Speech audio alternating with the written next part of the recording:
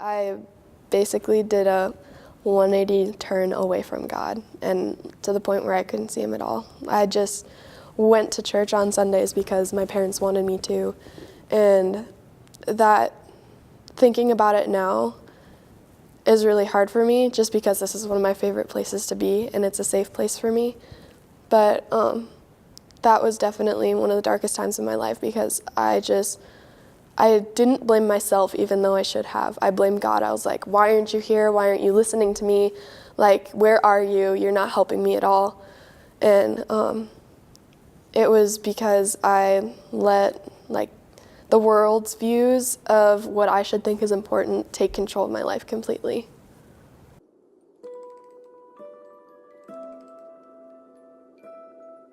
So then when I was 8, I think it was December 10th of 2008, I asked Jesus into my heart with my parents.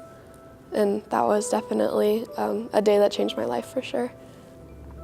I have just always had kind of an issue trusting people. And that kind of impacted my life a lot and made it hard for me to connect with other people on a deeper basis.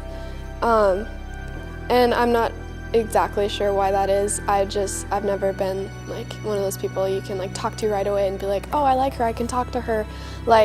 You have to know me for a while before I start opening up to you. I guess when I started opening up a lot more was when I got into high school. I was baptized my freshman year, which was a huge milestone for me.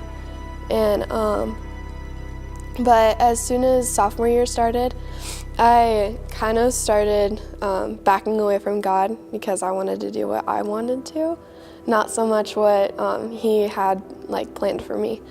I just kind of got a little too deep into a relationship, and it ended up hurting me.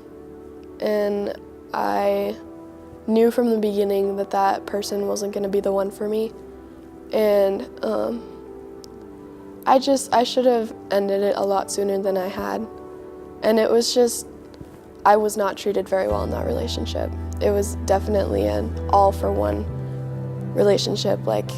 It was, oh, you have to do this for me, you have to do this for me, and then as soon as you're done, go away, that kind of thing. I ended up getting out of that relationship, thankfully. And after that relationship was broken off, I cried for an hour, and then I stopped crying, kind of sat myself down for a minute, and I was like, you didn't love that person as much as you thought you did, and this is what you needed, so pick yourself back up, you're done crying about this. And the next day when I woke up, I was fine. So I was really feeling like God was starting to move back into my life, hey, now that they're gone, let me pour myself into you and just show you the world from my perspective. Being a high school student and being a Christian at the same time is really hard, and it takes a toll on your heart a lot because it's frustrating when you walk into school and there's people that are older than you and people that are younger than you that say oh, you shouldn't wear that, you need to wear this, you need to show as much skin as possible, you need to get as much attention as possible, you're a girl in the 21st century, do what you want. But I had a lot of people in my life sophomore year that definitely grabbed me by the hair and pulled me through just because I was messing up so badly.